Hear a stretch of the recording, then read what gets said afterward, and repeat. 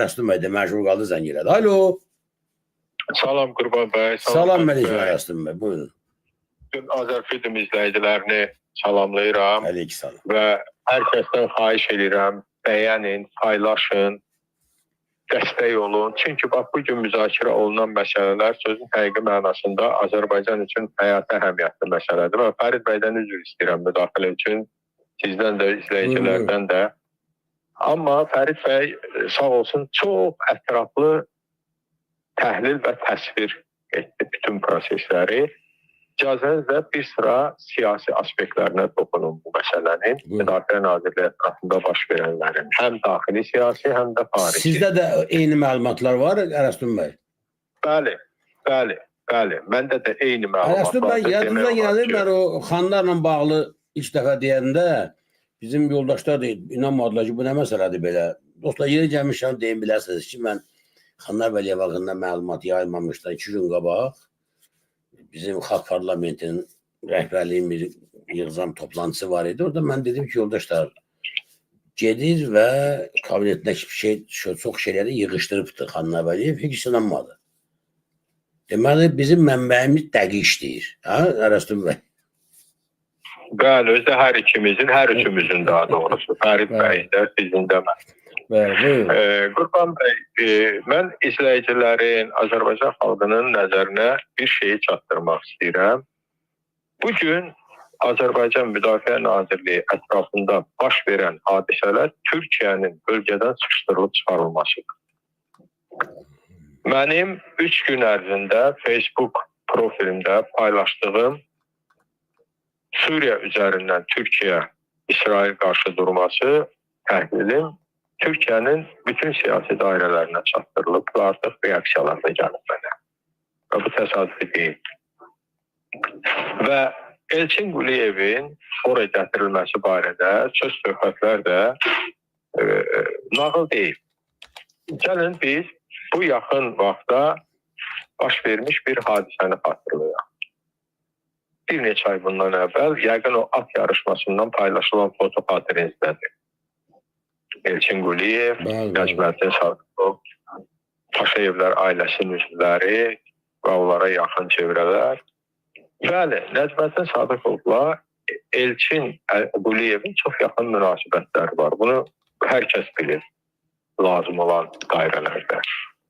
Elçin Quliyevin şəxsiyyətini qoyuram bir qırağa, onu müzakirə eləmək mənim üçün vəzifə və hədəf deyil. Amma Dövlət Sərhəd Xidməti Azərbaycanda bir mənalı şəkildə bütün parametrlər üzrə İsraillə əməkdaşlıq edən bir qurum olmuşdur. Və əgər bir tək bu məsələ olsaydı, bunun üzərindən keçmək olardı.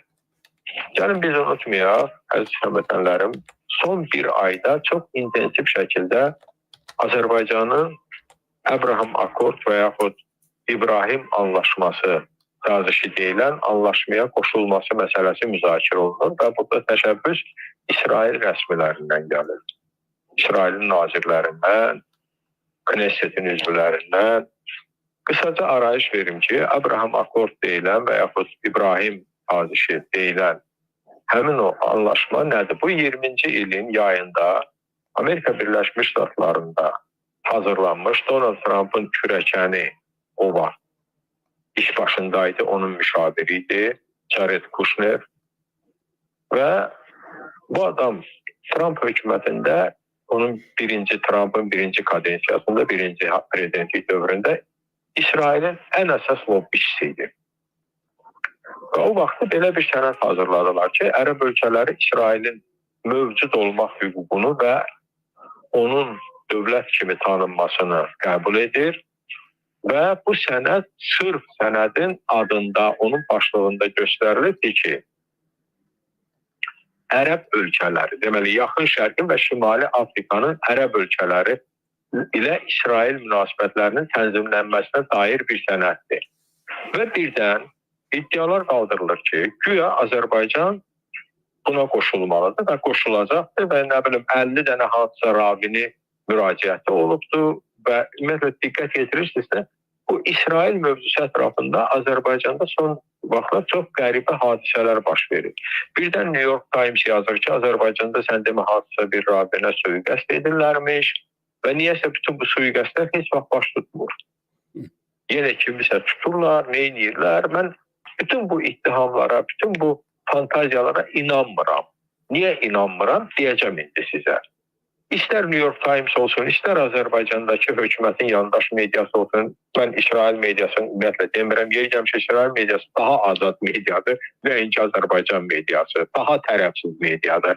Məsələn, həmin o İbrahim sazişi ilə bağlı, Azərbaycanın ora qoşulması təşəbbüsü ilə bağlı İsraildə yeganə qəzet yazdı. Jerusalem Post qəzeti. Bu da mühafizəkar dairələrə daha yaxın qəzetdir ona görə. Yəni ki, indiki hakimiyyətə, Netanyahu hakimiyyəti. Azərbaycanda, Ərəstun bəy, Azərbaycanda artıq bilirsiniz də, İsrail mövzusunda ixtisaslaşan jurnalistlər, aparıcılar, televiziya aparıcıları belə ağıllı başlı siyasətlər formalaşıb və böyük bir ordu var. Qurban bəy, bu təsadüfi deyil. Yəni, burada məqsəd nədir? Burada diqqət yetirin, bunun ardınca belə bir Azərbaycan xalqına belə bir üzr istəyəm, yem atdılar ki, bəs onlar müraciət ediblər ki, bunun əvəz qarşılığında Donald Trump 977-ci düzəlişi ləğv edir. 907-ci düzəliş müstəqilliyin ilk illərində ABŞ senatında Azərbaycana yardıma məhdudiyyət qoyan bir sənəddir. O vaxt erməni lobbisinin dəstəyi ilə həyata keçirilmişdir, qəbul olunmuşdur. Məsələ burasındadır ki, əziz vətəndaşlar, bu yalnız cahil kütləyə işləyə biləcək bir dezinformasiyadır. Ona görə ki, 907-ci düzəlişi yalnız ABŞ Konqresinin hər iki palatası ləğv edə bilər. Bu bir. İkinci, ABŞ-da qəbul olunmuş qanunların ləğvi proseduru o qədər mürəkkəbdir ki, o qədər çətindir ki, heç kim buna imza atmayacaqdır. Bu bizim başımızı aldatmaq üçündür. Bəs bu söhbətlərin arxasında nədir? İbrahim sazişinə cəmi 4 dövlət qoşulubdur. Deməli, bunun biri Bəhreyndir, biri Birləşmiş Ərəb Əmirlikləridir və ikisi də Afrika dövlətləridir. Deməli, onlardan biri Əlcəzairdir, səhv eləmirəmsə, digəri də Sudandır. Hamısı belə demokratik dövlətlər. Təbii orada demokratiyadan söhbət edə bilməz. Bəs niyə bu söhbət ortaya atıldı və ardınca birdən dedilər ki, ora Özbəkistan və Qazaxıstan da qoşula bilər. Burada o niyyət aydın göründü. Türkiyəni Türk coğrafiyasından çıxışdırıb çıxarmaq, Türkiyənin ətrafında bir diskussiya yaratmaq. Bugün Azərbaycan cəmiyyəti də, Özbəkistan cəmiyyəti də, Qazaxıstan cəmiyyətinin böyük bir hissəsi də bilir ki, Türkiyə şəriksiz müttəfiqdir. Təbii müttəfiqdir, mənim dediyim kimi. İndi təsəvvür edeyim, bunu bir müzakirə predmetinə çevirirlər. Bu, olduqca məkirli bir təbliğatdır. Və burada da hara əl uzadırlar? Müdafiə Nazirliyinə. Hansı qurum vasitəsilə? Dövlət Sərhəd Xidməti. Dövlət Sərhəd Xidməti bəyən belə ideal qurumdur ki, onlar hələ gəlib Müdafiə Nazirliyini idarə edəcəklər. Mən əslə demək istəmirəm ki, bugün Müdafiə Nazirliyinin rəhbərliyində oturanlar imam övladı, onlar hamısı cinayətkardır. Hamısı mühakimə olunmalıdır. Amma Müdafiə Nazirliyi sistemində, yəni layiqli insanlar yoxdurmu ki, onlar Müdafiə Nazirliyində vəzifə alsınlar.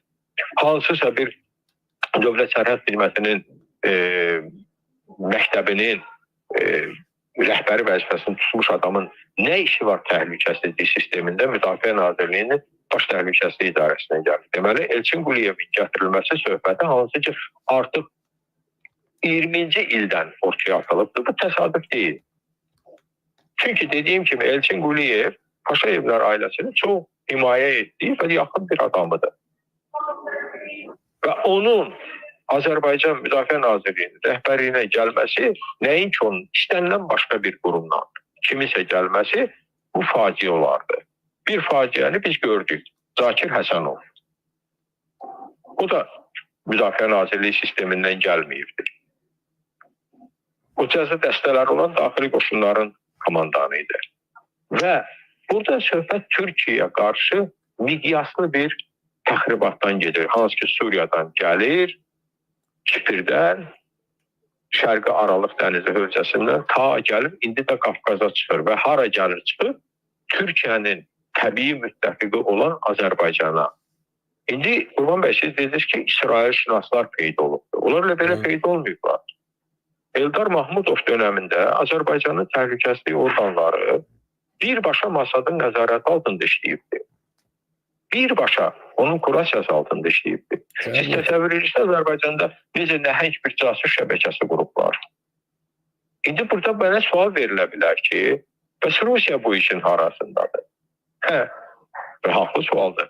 Rusiya bu işin en yüksək nöqtəsindədir. Məgər Eldar Mahmudov Rusiyanın adamı değildi mi? Rusya Eldar Mahmudov'u yer etti İsrail'e. Eldar Mahmudov'a yaşıl ışık yandırdı ki Britanya ile işlesin, ABŞ ile işlesin, Türkiye ile işlesin ve bütün bu ülkelerin xüsusi xidmət orqanlarının, daha dəqiqcə kəşfiyyatlarının Azərbaycandakı fəaliyyəti Eldar Mahmudov vasitəsilə Rusiyanın nəzarətindəydi. Ben üzr istəyirəm Mərastum bəy, bir dəqiqə burada bir haqlı sual çıxır. Türkiye ben anlamadım, bu şeyleri bilmir mi ki?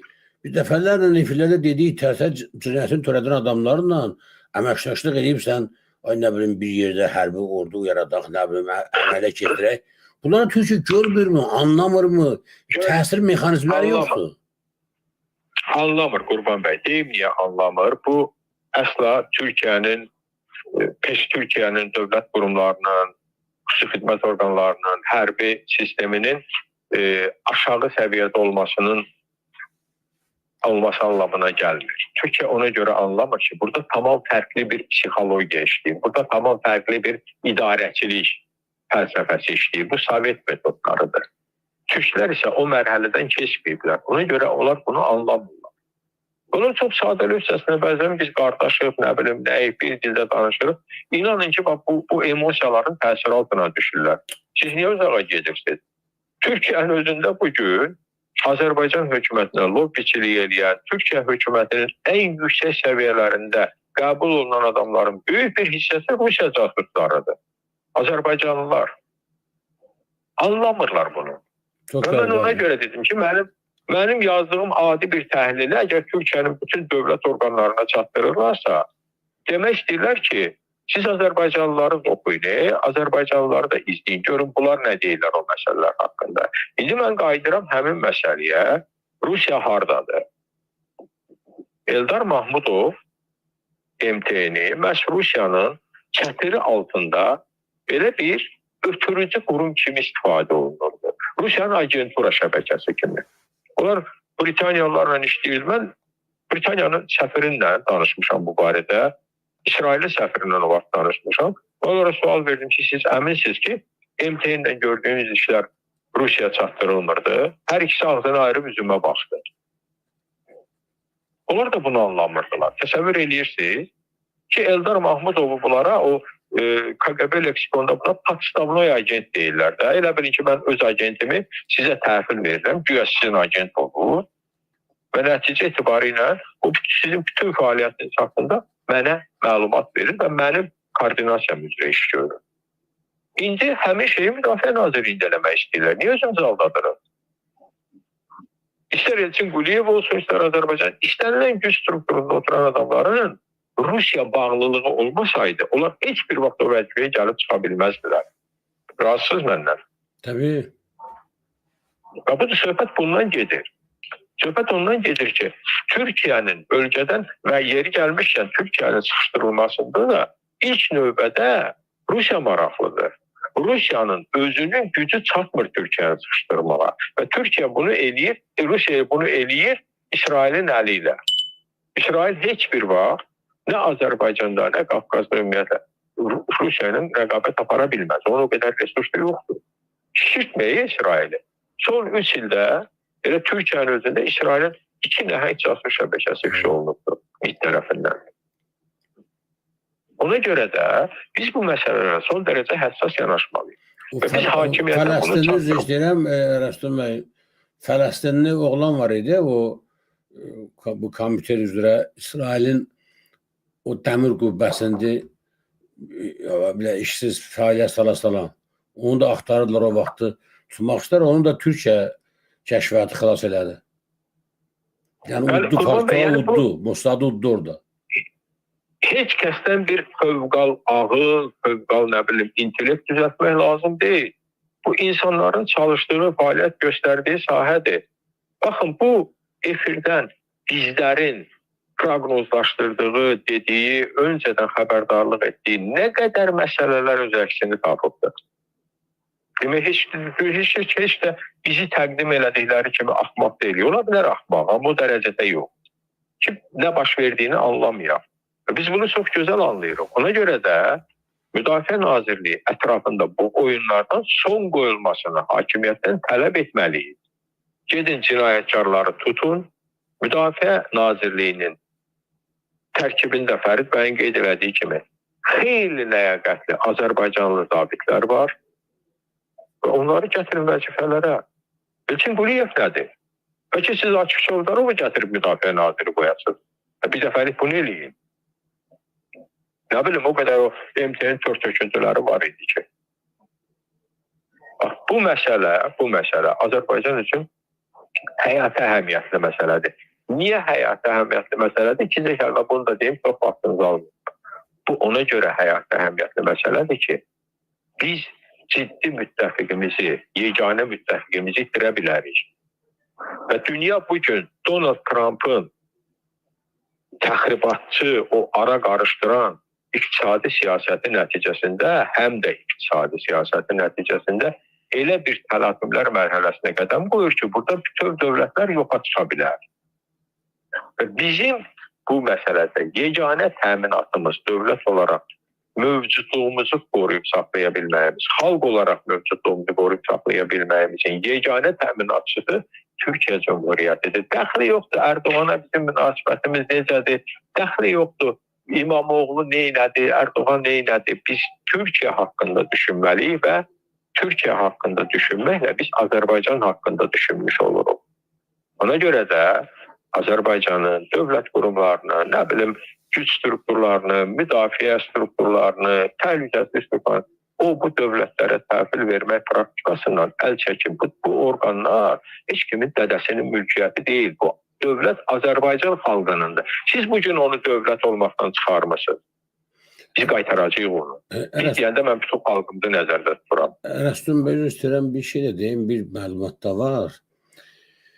Belə deyək də, hörmətli Ərdoğanın təzyiqi yox, dedilər ki, məsləhəti ilə İlham Əliyev deyəsən artıq qərar qəbul edib ki, Azərbaycan hakimiyyətində iqtisadi, siyasi, güc strukturlarında təsir imkanları olan və PKK-nı vaxtilə maliyyələşdirən və bu gün də PKK-nın müəyyən dairələrinə əlaqələri olduğundan şübhələnilən şəxslər kənarlaşdırılır. O cümlədən də Xandarın əslində pensiya ilə bağlı kənarlaşdırılması da bəylər bu ilə bağlıdır. Eləcə də birazdan Bəylər Əyibovun da kənarlaşdırılması gündəmə gələcək. Sizdə belə məlumat yox. Sizdə Ərdoğan işlərini tuta biləcəkmi Türkiyə?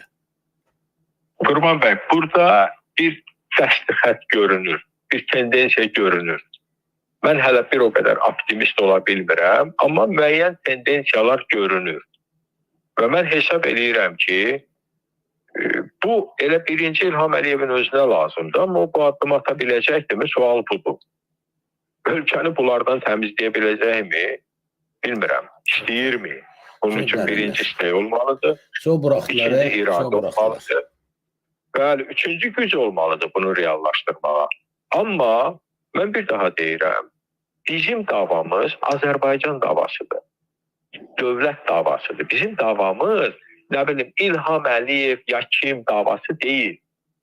Kim Azərbaycan dövlətinin marağına, mənafeyinə uyğun addımlar atacaqdırsa, biz onun tərəfində olacağıq. Hətta İlham Əliyevdə. Hərçən mən sevirəm İlham Əliyevi, yumşaq desək. Amma mən inanmıram da ki, İlham Əliyev o addımları atmaq gücündə, iradəsində və cəsarətindədir. Və istəyində, təbii, iş növbədə. İlham Əliyev cinayət törədibdir ki, bunların bir yerdə şantaj altındadır. Heç bir vaxtda xanlar kimdir, Əhməd Nur xanların qarşısında dilləri qarınlarındadır bunlar. Qurban bəy, sadə bir, siz nə qədər həbsdə insanlar görmüşük də vəkil fəaliyyətində. O kamera hamını susturur. Heç kim cəsarət edib ağzını aça bilməz. Bu bir. İkinci, tutalım ki, kimsə şantaj olunubdur. Məsələn, ölkənin prezidenti şantaj olunur. Bax, hansı bir şantaj materialına ifşa olunur. Mən inanmıram ki, hətta bugün əhalinin böyük bir hissəsinin yumuşaq desək, rəğbətlə yanaşmalıdır. İlham Əliyev desək ki, bəli, olubdur, səhvim olubdur. Amma mən bu şantaja ona görə məruz qalıram ki, mən dövlətin durumunu dəyişmək istəyirəm. Mən inanmıram ki, Azərbaycan xalqı ona yox deyəcəkdir. İlham xalqı tanımıraq, İlham xalqdan uzaq deyir, Ərəstun bəy. Tanısın da Qurban bəy, biz tanıtmalı deyilik ki, biz nə qədər tanıtmalıyıq? Ya bu adam 22 il idarə elədiyi xalqı tanımır hələ. Onda nə vaxt tanıyacaq? Bir də indi məsələ o daxil İlham Əliyev dəyişmək istəmir. Biz versiya kimi deyirsiniz də siz, amma mən şəxsən hesab edirəm ki, İlham Əliyev özü cinayətkarın yeşəsidir. Dəyişmək, nəsə dəyişdirmək fikri zadı yoxdur, boş şeydir. Bu mafiya kimi özlə mən 4 məsələyə diqqət yetirdim. 1, iradəsi çatırsa, 2, gücü çatırsa, 3, istəyi varsa və 4, qətiyyəti varsa. Gördünüz, mən də istəyi vurguladım. Amma bir şey də var da, Qurban bəy, tarixdə. Hitlerin partiyasında olan cinayətkarlar 49-cu ildə Almaniya Federativ Respublikası yarananda başqa partiyalardan, başqa yerlərdən seçilib, gəlib Alman dövlətində oturublar, Bundestagında onun, parlamentində və dövlətin, yeni demokratik dövlətin quruculuğunda iştirak ediblər. Stalin dövrünün ən qatı cinayətkarlarından biri kim olubdur? Nikita Xruşov. Nikita Xruşov hakimiyyətə gəldikdən sonra Stalinin şəxsiyyətə pərəstişini və onun cinayətlərini ifşa edibdir. Hansı ki, o cinayətlərin iştirakçısı olubdur. Yəni, siz İslama istinad eləməyi çox sevirsiniz və tək İslamda deyil, bütün dinlərdə tövbə qapısı həmişə açıqdır. Hər bir insan geriyə addım atmaqla öz əməllərinin günahlarını yuya bilər. Məndən bu qədər. Sual yoxdursa... Təşəkkürlər. Çox sağ olun. Minnətdarım. Sağ olun, var olun. Mən Azad Firdim Aləs adından Ərəstuma təşəkkür edirəm. Bizim Sevil xanım qoşulmuşdu. Onun texniki problemləri var idi. Qurban bəy, icazə verin 5 dəqiqə mən də bitirim, sonra davam edeyim. Buyurun. Qurban bəy, Ərəstuma sağ olsun, qoşuldu və yerində qoşuldu. Bəzi məsələlərə aydınlıq gətirib, fikrimizi daha da aydınlaşdırdı. Türkiyənin Azərbaycandan sıxışdırılması birinci hal deyil. Xüsusilə Müdafiə Nazirliyindən, ordu sistemi. Bu 4-cü dəfədir baş verir. Türk zabitləri 4-cü dəfədir ki, Azərbaycana daxil olurlar, müəyyən fəaliyyətlər icra edirlər, sağ olsunlar. Ordu quruculuğunda, hərbi qulluqçuların hazırlanmasında və sonda yenə nəticəsiz küstürülür belə deyək və ordu uzaqlaşdırılır. Mənim kursant olduğum dövrlərdə yadımdadır. Türk zabitlər bizdə komandir heyəti idi, şəxsiyyətə hazır idilər. Onlar göndərirdilər, növbət dəfə gəldilər, yenə getdilər, növbət dəfə gəldilər. Artıq bu 4-cü dəfədir ki, Türkiyə zabitləri bu dəfə daha geniş şəkildə Azərbaycandadırlar. Amma nə baş verir? 44 günlük müharibə zamanı Türk heyətinin əllərində qara çamadanlar, zənclər, ard-ardı bəyanatlar. Bu gün biz bunun şahidi oluruqmu? Olmuruq. Bu gün biz Türkiyələ, bizim səfərlərimiz, get-gəllərimiz Türkiyələ əlaqəli olmalı olsa da, daha çox səfərlər İsraillədir. Bizim hərbi tayirlərimiz, yəqin ki, izləyicilərimiz izləyir erməni, xüsusilə erməni mənbələrini, sosial şəbəkələrimizi. Onlar arzu olaraq məlumatları paylaşırlar. Xüsusilə hərbi avadanlıqların bizim hərbi yük şəhərlərimiz İsrailə gedirlər, geri qayıdırlar. Daşımalar həyata keçirirlər. Mənim yadımdadır, biz bu Türkiyəyə xüsusi səfərlərimiz zamanı Türk paşalar, Türk komutanlar bizə deyirdilər ki, komandirlərinizə deyin, hərbi deməli, avadanlıqların alınması, ticarəti bizimlə həyata keçirsinlər, daha uğurlu olar. Daha nəticəsi gözəl olar. Necə gözəl sözlər deyirdilər. Biz onun nəticəsini harada gördük? 44 günlük müharibə zamanı. 30 il Rusiyadan silah aldıq, yaramadı. İsraildən aldıq, yaramadı. Türkiyədən gələn sistem və Türkiyədən gələn nümayəndə heyəti ilə Nəzmən Sadıqov, deməli, Zakir Həsənov uzaqlaşdırıb müharibəni qazandıq. Bayraktar hər şey əldə elədi. Bəli. Və bu Türkiyə